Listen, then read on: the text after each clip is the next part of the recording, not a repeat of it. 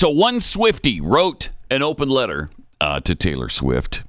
I guess she's got somebody in her crowd who's not a sheep, which is nice to see. And hopefully there are more.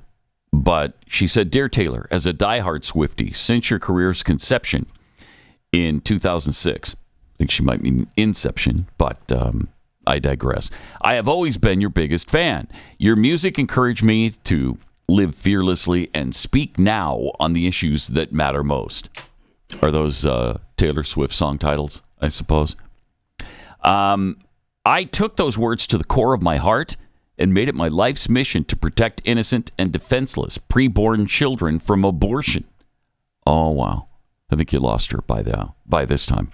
"However, your recent Instagram post endorsing Vice President Kamala Harris and Minnesota Governor Tim Walz and your stance on a woman's right to her body sadly leads me to believe you don't understand the value of the fans in your stands and fans yet to be conceived.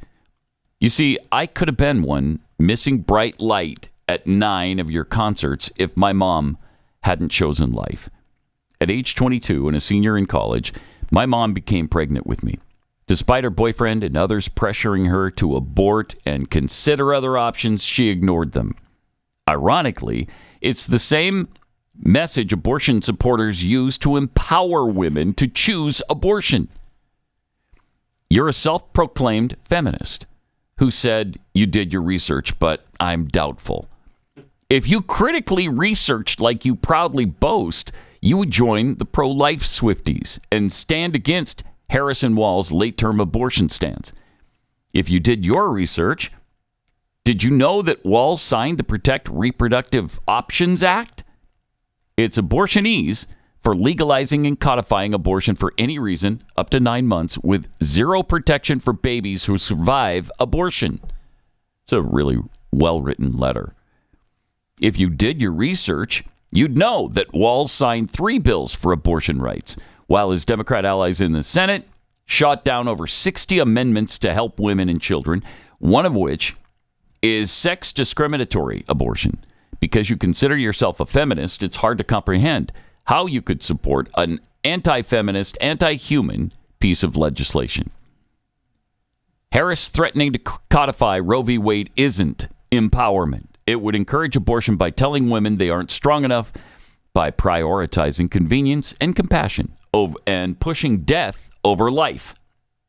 I wouldn't be here today if my mom had caved in to the pressure. You have the platform to encourage mothers to do the same, and as a bonus, you have more grateful and enthusiastic fans.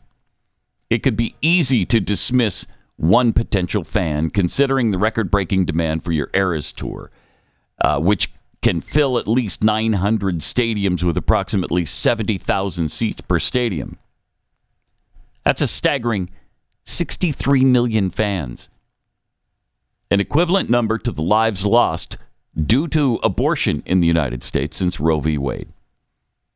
All those bright lights, bigger than the whole sky, for one show multiplied by 900 over almost 50 years, vanished. It's hard to imagine. At your 1989 World Tour, you told your audience, "You've never looked more beautiful than you do tonight, all 76,000 of you. You should know one thing about me before we begin. I was born in 1989. Your mom gave you life, but remember that your entire fandom would not be here today if their moms didn't embrace life. You and everyone else deserve a birthday." But back to your endorsement. Your statement isn't merely a political statement, whether intentional or not. It's a morally void one. Even if it's an unpopular opinion amongst this generation or among women, even you, Taylor Swift, will not convince me to stop standing against the poisoning, suctioning, and dismembering of a human child. Wow. Promoting a stance that allows for late-term abortions undermines the potential of those lives yet to be lived.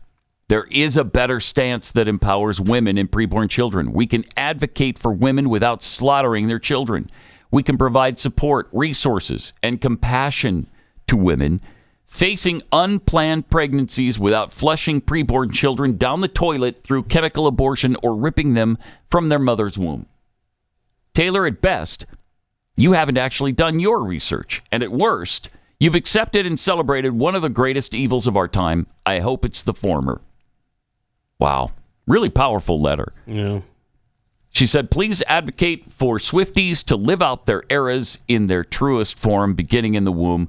Who knows? Maybe one day you'll embrace pro-lifers like former President Donald Trump embraces Swifties.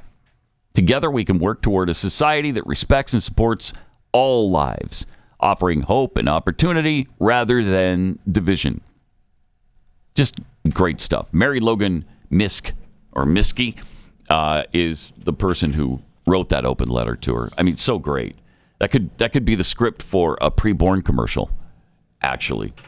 Preborn doing this incredible work of encouraging women who've been pressured into abortions. It's as pointed out here, it's God's work. I hope she sees that letter. I do too. I don't know if it would make any difference to her. I mean, she is such a committed leftist now. Didn't people think before she came out, when was it, 2017 or 2018, as this big-time lefty, didn't people assume she was kind of conservative? Oh, I don't know about that. I remember her politics not being an issue. Yeah, she didn't talk about it. Not being discussed until she endorsed Hillary Clinton in 2016. Yeah. I remember that. Yep. But I think that was just kind of a surface, yeah, I'm with her or whatever. But like you said, it's unfortunate. Any endorsement, whether it's a celebrity or a politician, typically, I mean, speaking for me, doesn't do anything for me. But concern me for that matter. Right. And this one is concerning to me. Yeah, they tend to do whatever she's. Right. I don't like that. Right. I don't know what it is. She's got a real hold on people.